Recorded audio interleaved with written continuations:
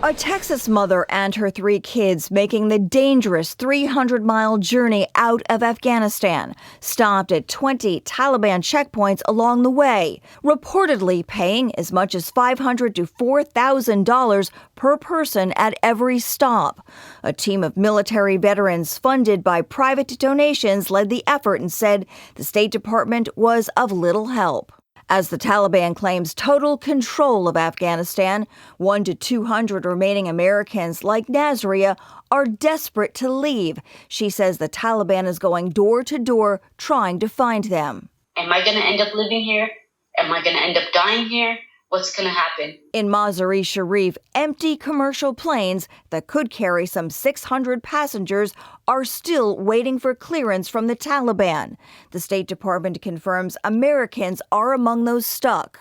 The 6 private planes chartered to rescue Christians by conservative media host Glenn Beck's charities. They're not going to allow American citizens to leave until they get full recognition from the United States of America. But the White House says there is no rush to recognize the Taliban as the official government of Afghanistan.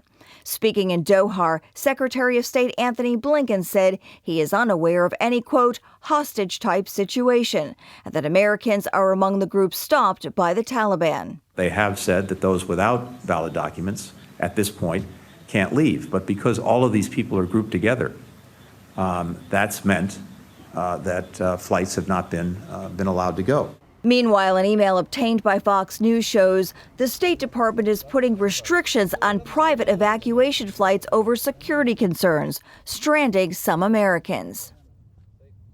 And the Taliban is now filling out posts in its new government.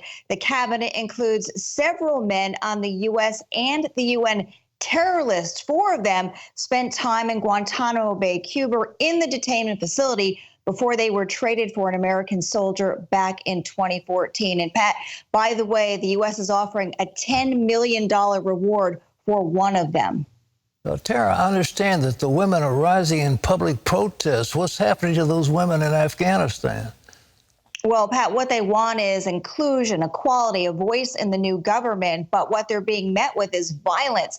Just yesterday, there were a couple of demonstrations, and witnesses say they were beat by sticks, by rifle butts, by metal pipes. They were tear gassed, and what finally broke everything up is the Taliban fired shots into the crowd. So it's going to be a very long road for these women who want to have any say in this government.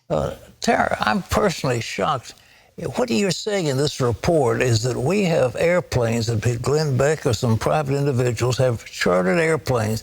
They're sitting there on the tarmac, and our own State Department won't give them clearance to take off? Did I hear that right?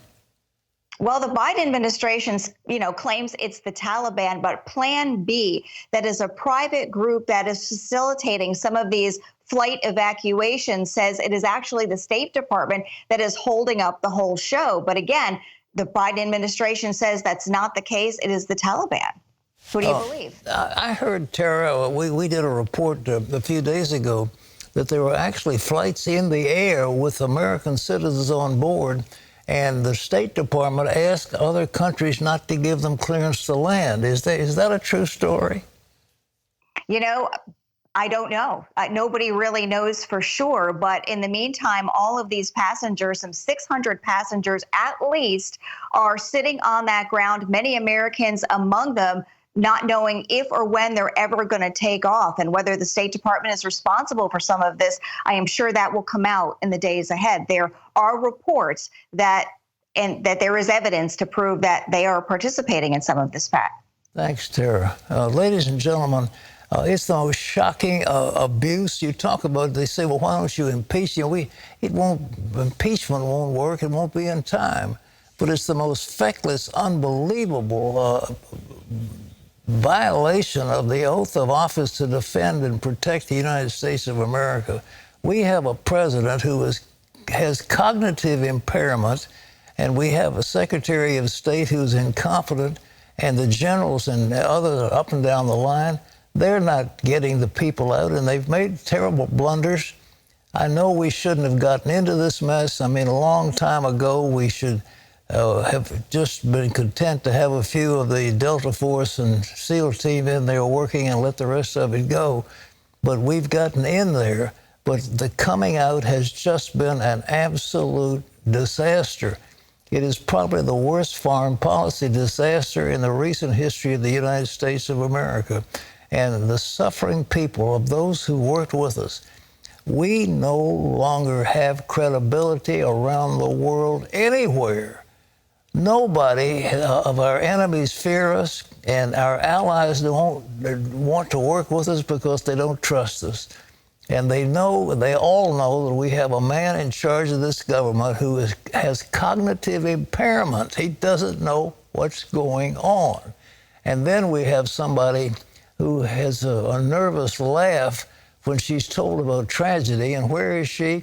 She's not worrying about them. She's out in California doing campaigning for Governor Gary Newsom, who's facing a recall. So are they really concerned about all these Americans who are facing death? Not really. Biden not only is inept, he apparently has no compassion, and that's shocking.